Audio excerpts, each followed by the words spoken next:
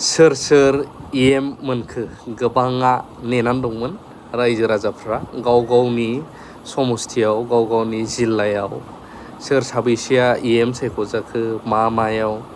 गोबाङा नेनानै दङ मानो होनब्ला गोबांथार सुबुंफोरा BTCनि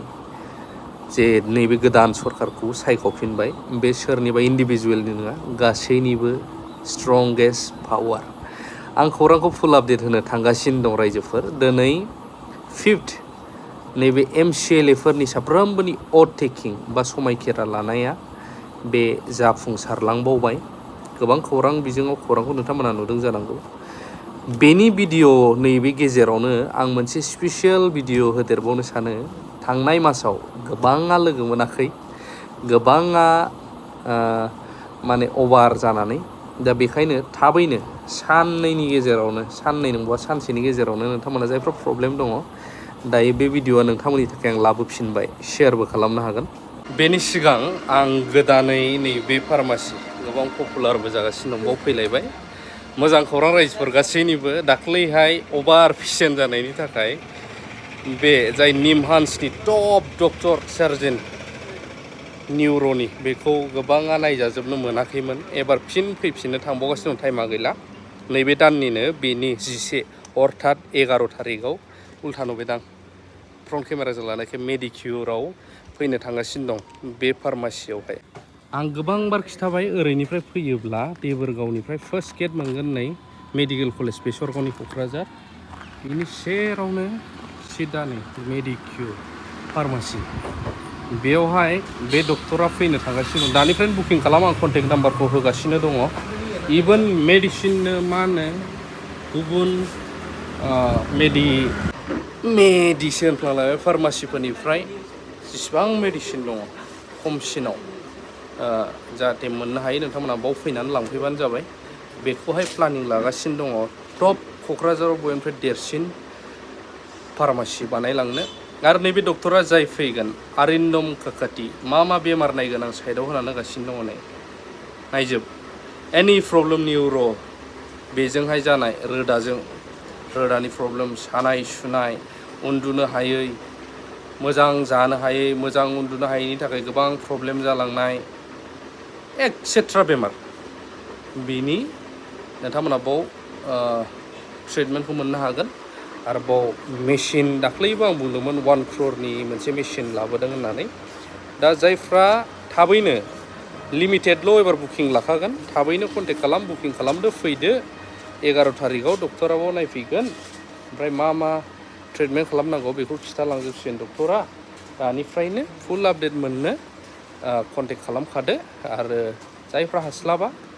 नेक्स्ट मालानि थाखाय बेफोरखौबो बुकिं खालामखानो हागोन बुकिं खालामनाया थाबैनो खालामाब्ला नोङो बुकिं अभार जायोब्ला आरो चान्सखौ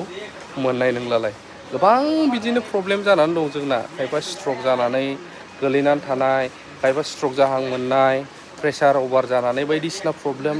बेफोरनि एक्सेट्रा प्रब्लेमा बाव नोंथांमोना सासे टप क्लास बेंगलरनिफ्राय फैनो थांगासिनो दं निउर'निनो डिरेक्टर फिसा डक्टर नङा मामुलि MD बेफोरबायदि नङा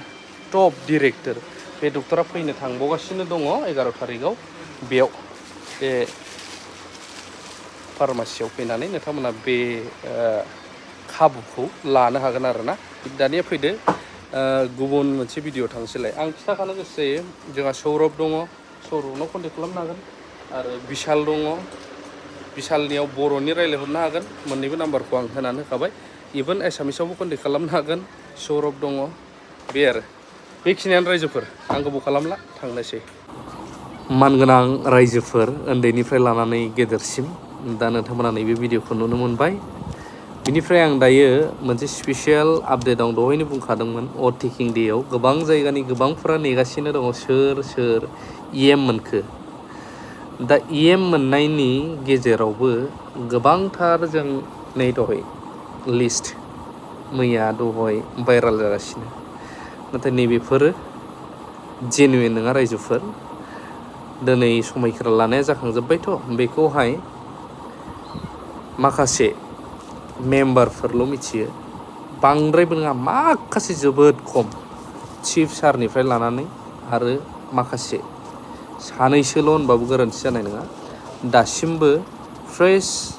नटिस रिलिज जायाखै सोर मा EM मोनखो बबे डिपार्टमेन्टनि गोबाङा गोबां मा खालामगासिनो दङ टाइप खालामब्रबबाय उमुगनि नाम होबाय आपल'ड खालामनानै होबाय अबेबा पर्टेलाबो लाबाय अबेबा माबायाव शेयार खालामबाय दावराव जागासिनो दं उमुगा उमुग मोनबायनो माथो उमुग नाथाय बेबायदि नङा स्पिकारनिखौहाय दहाय माखासे होबाय बेथ' दे जाबाय नाथाय जायनाखि EMनि लिस्ट मानो होलागासिनो दङ दासिमाव दे आं भिडिअ हगारनायसिमाव जेबो बिदि एक्जेक्ट प्रपार जेरावहाय अफिसियेलि साइन होनाय बिदि नोंथांमोना नुनो मोनथ'वाखै आरो बेखौ थाबैनो नुगोन दासिमाव गैथ'वा गोनो गोथो उगुं थुगुं दाजा आं नैबेखौसो खिन्थानो सानदोंमोन आरोना ससे आपडेटआ बेखिनियानो थेंक इउ भेरि माच फर वाचिं लाभ इउ अल